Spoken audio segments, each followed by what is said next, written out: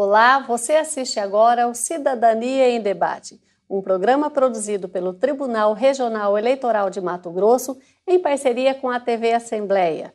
Hoje vamos discutir um assunto bastante comentado nos telejornais. É o financiamento de campanhas eleitorais. Muitos formadores de opinião dizem que a corrupção mora justamente no financiamento das campanhas eleitorais. Será mesmo que esses assuntos estão tão interligados? Sobre isso, nós vamos conversar com o jornalista Onofre Ribeiro e com o coordenador de controle interno e auditoria do TRE, Daniel Taurines. Boa tarde a vocês, obrigada pela presença. Boa tarde, Mariane, um prazer estar com vocês aqui. Onofre, nós gostaríamos de ouvir você como formador de opinião. Será mesmo que a raiz da corrupção está no financiamento de campanha ou é possível existir campanha eleitoral sem corrupção? É possível separar esses dois assuntos? Mariane, é possível sim. Eu não creio que a culpa seja exclusiva do financiamento de campanha. O desmonte, na verdade, quando a gente fala em corrupção na campanha, na política, e a partir do financiamento, nós estamos falando do desmonte da política lá no partido. É no partido que a coisa começa. E a coisa vai um pouco antes até. Em 97 começaram as coligações. E as coligações permitiu que se juntassem forças similares, afins, numa mesma coligação, desenvolvesse um projeto de poder político. E na base de que nenhum partido hoje é mais capaz de ganhar uma eleição sozinho. Nem o PT foi capaz, o PSDB também não foi, o PMDB também não será, e ninguém mais será capaz de ganhar uma eleição sozinho. Tem que coligar. Na hora que coliga, faz-se uma coisa horrível, que é o que ganha tem que dividir o poder com aqueles que ajudaram a eleger. Aí nasce a corrupção, porque o governo é fatiado. Agora, no individual, sim, aí a corrupção cabe mesmo à questão do financiamento da campanha, porque quem financia não é caridoso, é interesseiro, e quem se beneficia passa a ser devedor. E aí realmente você tem esse problema da corrupção nascendo dessa obrigação, mas não é só isso, os partidos lá atrás também foram cúmplices e causadores disso na medida em que se coligaram com uma clara intenção de construir um projeto de poder para 1 ano, 2, 3, 4, 10 ou 50. E um grande problema da vinculação da corrupção e o financiamento das campanhas é o alto custo das campanhas eleitorais no decorrer das últimas eleições. A cada eleição que passa é detectado um aumento significativo dos gastos. E para se fazer uma campanha cara, se tem que se arrecadar. E isso no passado, principalmente quando da doação das empresas, a busca por recursos financeiros era muito agressiva. E isso acabava contaminando e gerando um ciclo vicioso de corrupção. Na visão nossa, a corrupção tem sim um leque com os financiamentos de campanha, a ponto de se pensar o seguinte: se nós queremos acabar com a corrupção, que eu acho que é algo quase que impossível, porque a corrupção vem do ser humano e é muito complexo acabar de vez com a corrupção, se nós atacarmos uma das causas, porque eu entendo sim que o financiamento irregular das campanhas eleitorais geram corrupção, porque tem que se pagar dívidas de campanha, muitos governos até, ou muitos candidatos entram talvez com uma intenção de não se corromper, mas se vêm com dívidas imensas de campanhas porque gastaram recursos. Na verdade, não se compete mais no campo das ideias, se compete no campo financeiro. Infelizmente, hoje, ninguém ganha uma eleição sem recurso financeiro. Um levantamento feito nos dados da Justiça Eleitoral é que sempre os mais bem votados são os que arrecadaram mais valores. E aí nós falamos dos valores declarados. Não estamos falando em caixa 2 ou valores não contabilizados, né? Então, assim, a preocupação nossa é que... E por que a gente defende a limitação de gasto nas campanhas eleitorais? Porque nós entendemos que esse gasto exagerado nas campanhas políticas interfere na corrupção, e quanto menor for o valor gasto, será menor o retorno, vamos dizer assim. Então, em vez de tentar se recuperar 150 milhões, se tentaria recuperar 50 milhões, então essa diferença poderia ser investida em educação, saúde. Então, assim, nós entendemos que o financiamento da campanha é algo importante.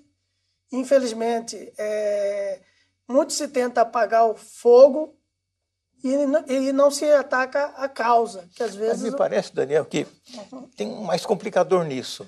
Em 89 foi a primeira vez que apareceu marketing, a campanha naquela eleição do Collor, né? Quem era o Collor? Era um desconhecido ex-governador de Alagoas, que é um desconhecido estado da federação, nem no Nordeste Alagoas é representativo. E o Collor era o partido PRN. O PRN era um partido tirado daqui, ó, tirou do bolso e jogou na campanha. E ele mais pegou uma equipe de marketing muito boa, que veio lá do Clinton, nos Estados Unidos, copiou, transformou num produto. Aí sim, aí entrou o marketing. Aí a campanha extrapolou toda aquela racionalidade cabocla, que era o nosso sistema eleitoral, né? Era comício, tapinha nas costas e tal. De repente virou uma máquina de propaganda e isso custa muito caro. Então, aí nós prostituímos um processo. Deixou de ter política e passamos a ter produtos. E produto é uma coisa cara, tem que renovar, tem que inovar, tem que consertar, tem que pintar, tem que trocar, porque fica obsoleto. Então a política ficou obsoleta. Agora, e o produto, sim, exige uma campanha cara, né? E aí foi essa coisa que ficou as campanhas milionárias, né? Se tentou tirar ao longo do tempo os comícios, as camisetas. Mas né? talvez investiram o valor que antes se pagava em comício, talvez na compra de voto no dia da eleição, que é muito mais prejudicial. Então, essa questão do financeiro na campanha eleitoral é algo sério, difícil de ser detectado. Daniel, qual seria a alternativa, então? Talvez o financiamento público de campanha? Não, eu penso que para antes, reduzir Mariana, essa eu corrupção? penso que antes do financiamento há uma questão que precisa ser levantada. A gente não pode ser muito hipócrita. Eu sei que lá na ponta vai representar o financiamento da campanha e acaba caindo na corrupção que você levantou e que o Daniel ilustrou bem. Mas eu penso que o problema está lá no partido. Nós não temos mais partido, nós temos siglas. Sim. Nem produto mais é uma sigla. Então, se você não tem partido, você não tem comprometimento hierárquico na política, você não tem um projeto de poder coletivo, tem um projeto de poder dos partidos, e os partidos são dirigidos por homens que estão pensando no poder político para um longo prazo, e eles abençoam quem está debaixo da asa deles e quem não está debaixo eles não abençoam.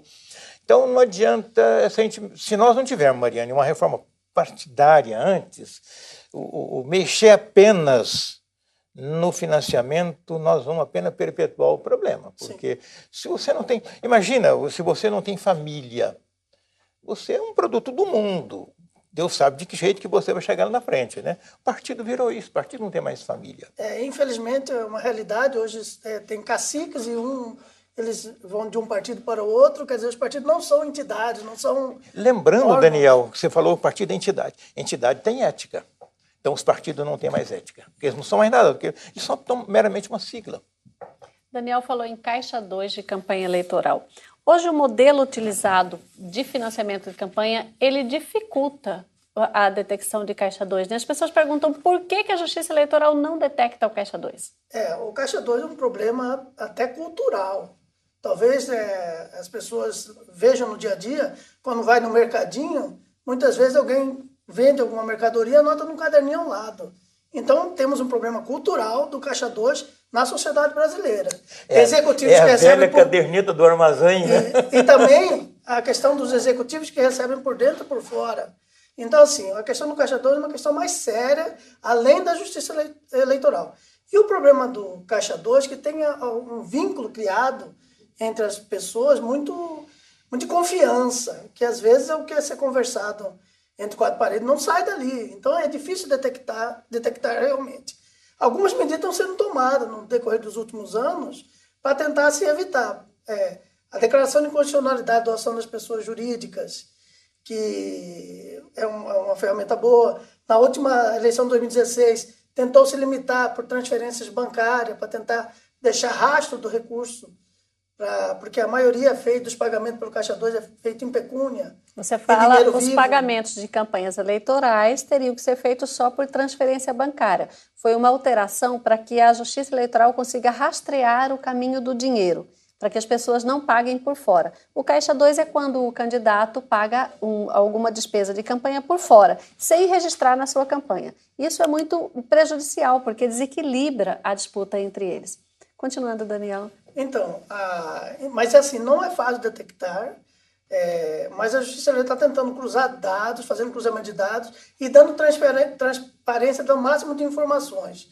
É importante frisar que, deixando a sociedade acompanhar, e se a sociedade sentir o desejo de mudança, ela também deve evitar esse recebimento por fora, esse recebimento em dinheiro, que quem recebe está sabendo que está recebendo da forma errada.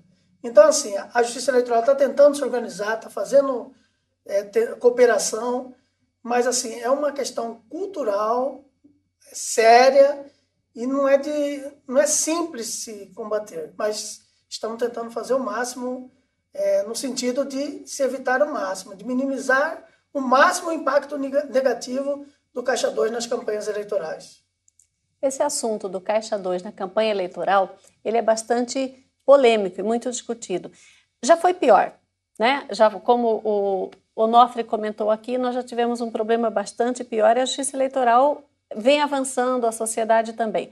No próximo bloco, a gente vai discutir quais eram as situações, qual era a situação antes, como é a situação hoje para detectar o Caixa 2 e as perspectivas com as mudanças que vão valer para 2018. Não saia daí, a gente vai para um rápido intervalo e já voltamos.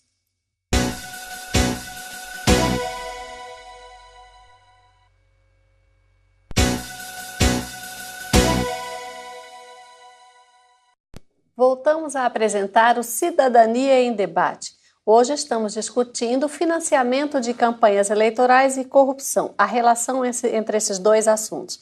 Daniel Taurines, coordenador de controle interno do TRE, estava falando sobre a dificuldade hoje de se detectar o Caixa 2 de campanhas eleitorais. E com essas propostas de mudanças para as eleições de 2018, Daniel, vai piorar ou vai facilitar o trabalho da Justiça Eleitoral? Nós precisamos aguardar as mudanças que serão efetuadas até setembro, que é um ano antes das eleições, mas a situação que mais preocupa é o aumento significativo de recursos públicos na campanha eleitoral de 2018. Estima-se em mais de 3 bilhões de valores para ser aplicado em 45 dias de campanha. É um valor significativo, o número de lançamentos e de controle que devem ser efetuados para se evitar que se use dinheiro público, por exemplo, para se comprar voto, será um desafio enorme para a Justiça Eleitoral. E, infelizmente, a estrutura de combate é muito pequena ainda, porque o Congresso aumenta o valor para ser distribuído para os partidos políticos, mas a estrutura para se combater ou se acompanhar, se fiscalizar, está estagnada há 10 anos, né? Então é uma realidade contrária, né? Me parece, Daniel, que se a gente focar exclusivamente na corrupção gerada pela prestação de conta, a gente não vai sair do lugar. Se não houver uma reforma partidária no país, uma reforma política que reeduque o próprio político, e isso, se o partido passa a existir como representação de uma parcela da sociedade, o exemplo que eu dei lá atrás, o Partido Verde, ele é ligado a questões ambientais. Então, ele vai reunir em torno de si todo mundo no país que pensa parecido. O PT tinha um papel, assim, Partido dos Trabalhadores, já não é mais. Mas essa segmentação, isso morreu, desapareceu, os partidos são meramente siglas para efeito jurídico no cartório de registrar e poder ter candidatos. Que o partido gera a filosofia, gera a ética e gera o projeto de educação da sociedade pelo caminho político. Não tendo isso, não tem. Então, mas lá vamos pegar o Daniel disse lá na questão da campanha com o dinheiro público e depois a prestação de conta. A Justiça Eleitoral vai acabar tendo que desenvolver um sistema de inteligência como a Receita Federal desenvolveu. Porque, por mais que a eleição seja diferente, Mariana, ela tem as mesmas coisas. Tem o cabo eleitoral, tem o pagamento disso, daquilo, tem o frete, o transporte, a refeição. A Receita Federal tem lá um sistema de inteligência altamente sofisticado e ela detecta sinais de fumaça em receitas, trânsito de dinheiro e coisa assim. Mesma coisa tem lá o COAF, né, lá da Receita do Ministério da Fazenda, a movimentação de cheques. Eles detectam sinais de fumaça. Acho que a Justiça Eleitoral terá que fazer isso por um tempo. Mas é aí que está, Onofre. Existiu um projeto de lei tramitando, e o Daniel já conversamos sobre isso, para estruturar melhor os setores da Justiça Eleitoral responsáveis por essa análise de contas eleitorais.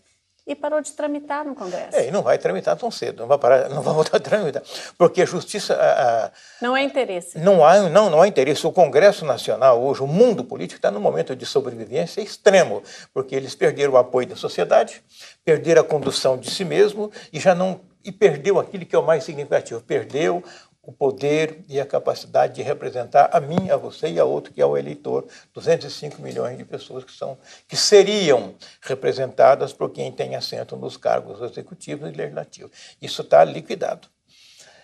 Então, quer dizer, nada será feito por eles que seja contra eles. Então, tem aí um momento grave. E o papel da Justiça Eleitoral na hora de controlar as contas fica terrível, porque você está lidando... Agora é confronto, você contra mim, eu contra você.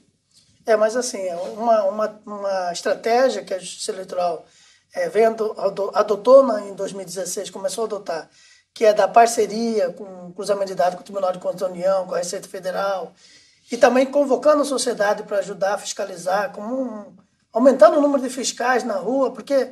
A questão do financiamento irregular, ele só é notado pela ponta. Um candidato que, por exemplo, fala que não recebeu nenhum recurso e está gastando dinheiro, jogando dinheiro com cabos eleitorais... Mas como é que detecta isso durante a campanha? Então, difícil, porque houve uma mudança na legislação que o candidato deve informar de 72 horas. Só que qual que é a estratégia dos candidatos? É não informar. Mas a sociedade deve cobrar se aquele candidato que tem uma campanha posta na rua e informa zero de arrecadação e de gasto, que ele está omitindo despesas de arrecadação ou está utilizando o Caixa 2 para movimentar aquela campanha eleitoral. Então a sociedade tem que acompanhar. A prestação de conta, ela não tem só aspecto sancionador ou que tem que sancionar. A sociedade deve acompanhar, porque ela fazendo o controle... Ele começa a identificar quem está financiando, por exemplo, foi falado aqui na questão da ideologia dos partidos. Por exemplo, um partido que defende a natureza, ser talvez financiado por um empresário que desmata, é meio incoerente. Então, esse acompanhamento... É incoerente na medida que os partidos não têm mais origem filosófica. Isso. Mas o eleitor ele deve cobrar, deve pelo menos questionar o seu candidato. Peraí, você me representa, ou representa essas ideias, ou... quer apenas chegar ao poder. Eu penso, Daniel e Mariana, que o maior fiscal, na verdade, a Justiça Eleitoral, a Polícia Federal, a Polícia Militar, a Polícia Civil, não deveriam existir para massacrar, para punir radicalmente ninguém. A punição teria que vir a partir da construção de uma educação de pessoas, né, de cidadania e tal. Hoje nós temos um mecanismo muito forte que está fazendo muito mais do que os mecanismos oficiais, que são as chamadas redes sociais, né? Onde as pessoas expressam sentimentos imediatíssimos de indignação, de esperança, de desesperança, de raiva, instantâneo. E aquilo não tem controle nem de chefia e nem tem controle de quem mandou. Às vezes chega uma fotografia da Mariane, bonita como ela está, lá eu expresso um sentimento. Mariane, que criatura adorável, ou que mulher feia, é bonitinha, mas isso, aquilo. Então, a gente expressa um sentimento imediato. Esse sentimento, me perdoe esse momentinho, Daniel, esse sentimento extrapola nos compartilhamentos e não tem mais controle. Parece-me que é aí que vai estar o controle, porque hoje... Você vê essa questão toda, Temer, JBS, toda essa coisa que está tramitando na política, onde ela ferve, não é na comunicação formal, ela ferve nas mídias sociais. E ela cria na gente sentimentos que a mídia formal não cria. Então, eu penso que seja um caminho para as pessoas colaborarem com a justiça, porque as pessoas estão de saco muito cheio com os políticos, com a política e com a forma de se fazer política. Isso é o controle social, que infelizmente ainda é pouco desenvolvido no Brasil. Está se começando, está melhorando muito. E a ideia justamente é trazer esse controle social para o financiamento das campanhas políticas. Agora, me também. perdoe te interromper, mas Mariane e Daniel, o controle social chegou no TRE, eu não sei como é que foi o pardal na eleição passada, mas chegou no TRE, ele tem que ser considerado, porque as pessoas querem uma resposta. Aí chega lá, bota num banco de dados lá, abre a pasta aí, basta reclamação 1, reclamação 2, reclamação 3, larga lá. Isso as pessoas se irritam, e aí o que seria bom fica ruim. Onofre, nós tivemos na eleição de 2016 até um projeto criado pelo Daniel. Ele criou um aplicativo chamado Caixa 1, em parceria com a STI, lá do tribunal. O Caixa 1 é o contraponto ao Caixa 2. O Caixa 1 escrito todo em caixa alta, o contraponto contra o Caixa 1, Caixa 2. E esse aplicativo foi lançado em setembro, portanto, praticamente às vésperas da eleição, mas foi um projeto piloto, justamente para ver como seria a reação da sociedade. E em tão pouco espaço de tempo, recebemos 200 colaborações.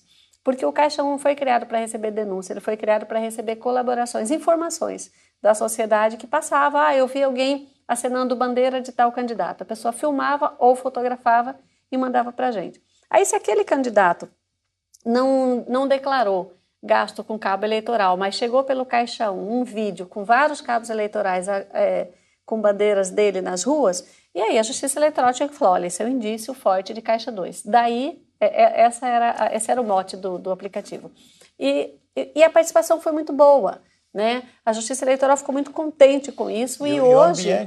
o ambiente social naquele momento era menos tenso do que agora. Era menos tenso que agora. E hoje, me parece, Daniel, que o Caixa 2 deve ser aproveitado pelo TSE para o país todo, não é? O TSE está tentando desenvolver uma ferramenta nessa ideia da mídia social, de trazer a sociedade para o acompanhamento, e um aplicativo que foi levado como experiência é o Caixa 1, aqui do TRE.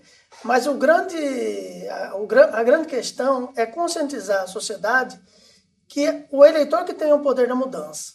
Por mais que se façam técnicas, se disponibilizem aplicativos, o voto, a hora do voto, é a questão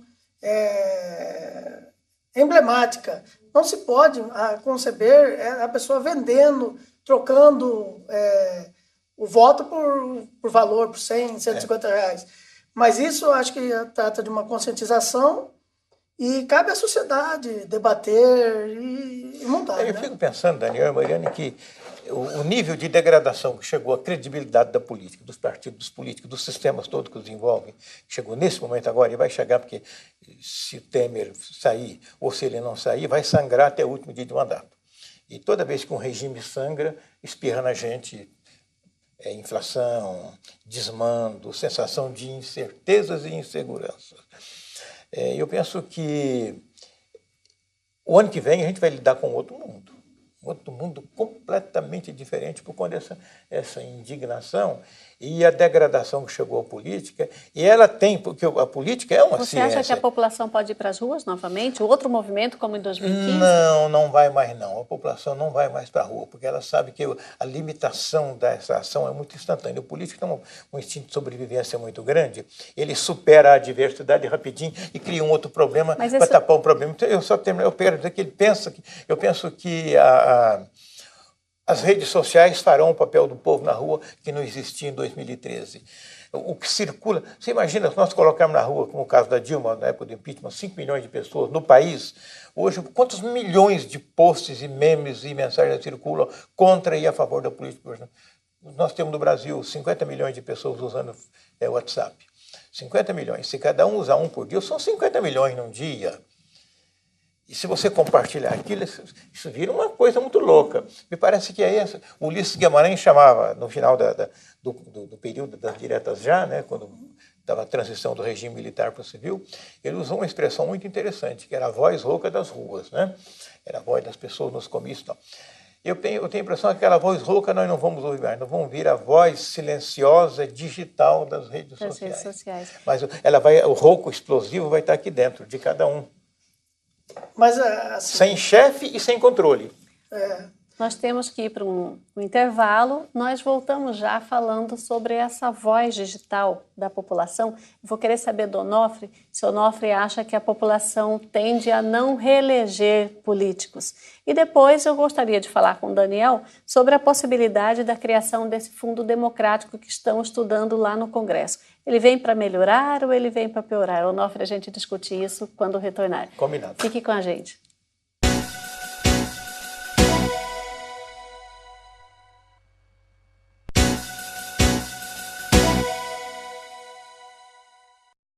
Voltamos com o Cidadania em Debate. Estamos discutindo financiamento de campanhas eleitorais e sua relação com corrupção. Nós estávamos conversando aqui com o Onofre Ribeiro e Daniel Taurines, do TRE, e o Onofre falou que há um movimento silencioso, não tão silencioso assim, sobre as mídias sociais que pode provocar grandes mudanças para a eleição já de 2018. Onofre, o que você acha que pode acontecer em 2018 de mudança vinda aí da sociedade, dessa indignação da sociedade? Bom, o sentimento de indignação e de frustração com a política é grande. A sensação de corrupção como uma coisa natural da política e insuportável também ficou muito forte. As pessoas estão associando péssimos serviços de saúde, educação, segurança com o desvio de dinheiro público. Então, isso gerou na população uma bomba explosiva dentro da cabeça de cada eleitor. Por mais alienado que ele seja, de algum modo chegou no bolso dele, na vida dele ou na cabeça dele, uma frustração com saúde, com segurança, com educação.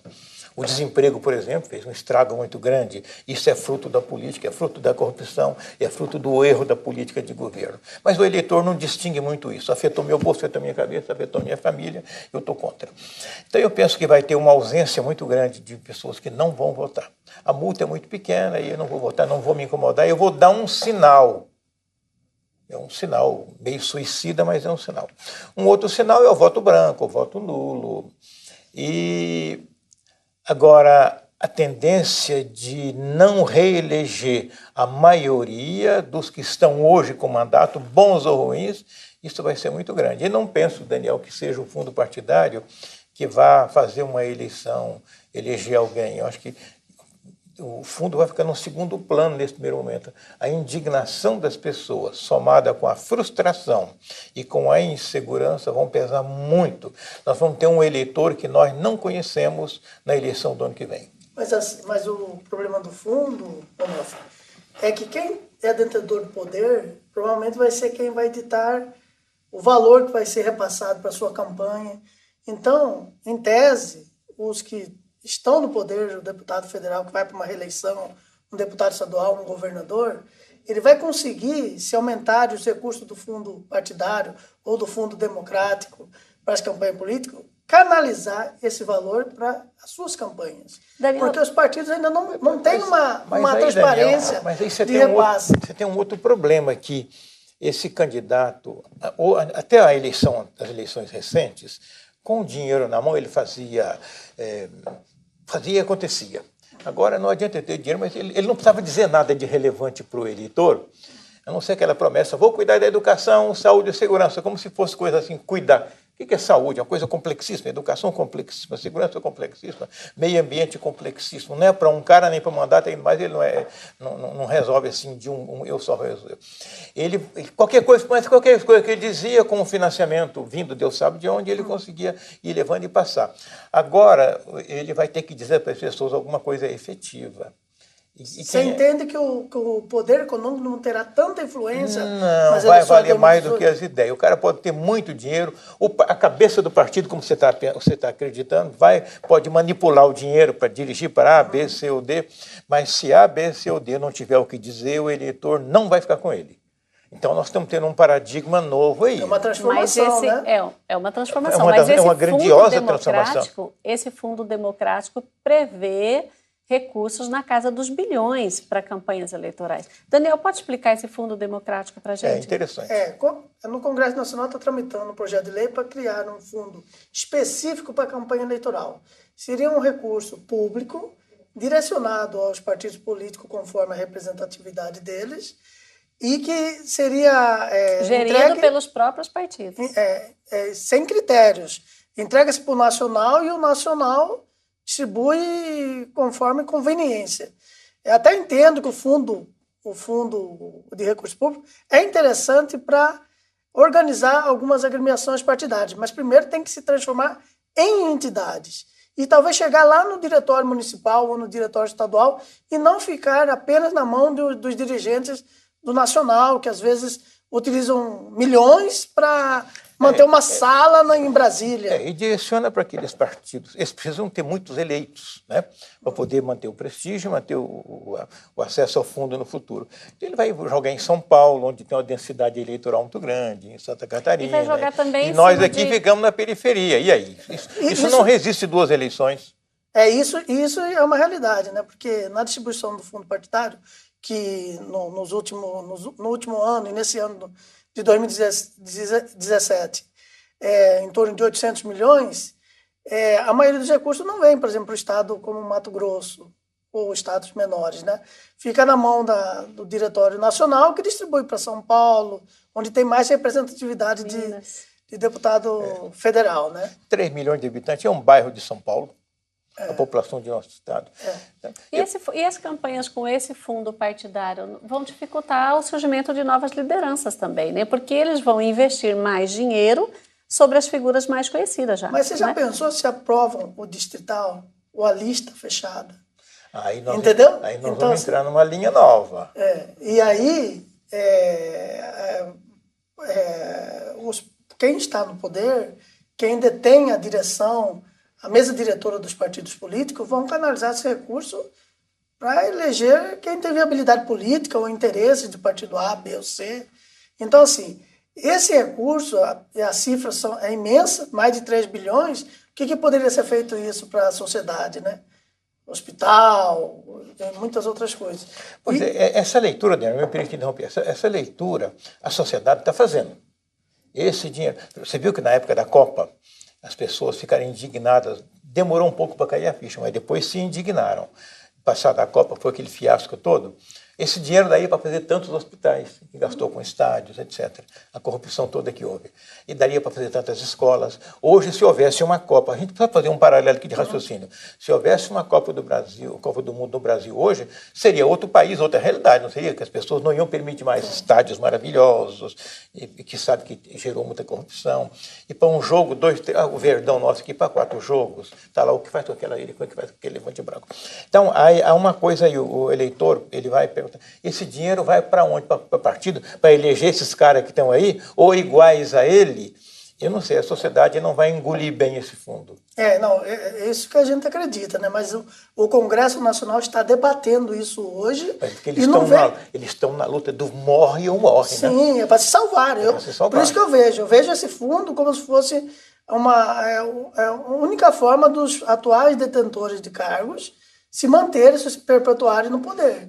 Porque o cenário mudou. Por exemplo, nós não podemos comparar a eleição de prefeito ano passado, porque lá prefeito é pequeno. São Paulo é que é grande, o resto é tudo muito pequeno. Agora, eleger um presidente da República, 2 senadores por estado, um monte de deputados federais, um monte de deputados estaduais, um presidente da República e governador, é muito poder, é muito dinheiro. E vai muito dinheiro nisso. E a população não tem expectativa de que todo esse dinheiro retorne a ela em serviços, porque tem corrupção, tem ineficiência, tem um monte de defeitos. Sim. Então, eu penso que vai ser uma arma contra eles próprios, contra o Congresso. Vamos aguardar, né, a expectativa da Justiça Eleitoral, né? É que até setembro muita coisa pode acontecer. Né? Até anistia o Caixa 2 para se salvar. Com várias justificativas. Eu estou feliz porque eu encontrei um otimista mais otimista que Daniel. Daniel sempre acredita em dias melhores. E ele diz, Mariane, a população vai mudar essa realidade. Eu sou um otimista. Mariane, eu estou achando que o NAF é mais otimista ainda. Eu sou muito antigo no jornalismo. Deixa eu contar uma coisinha rapidinha para falar de esperança, bem rapidinha. Eu era um jovem jornalista em Brasília, tinha 30 anos, já tive 30 anos.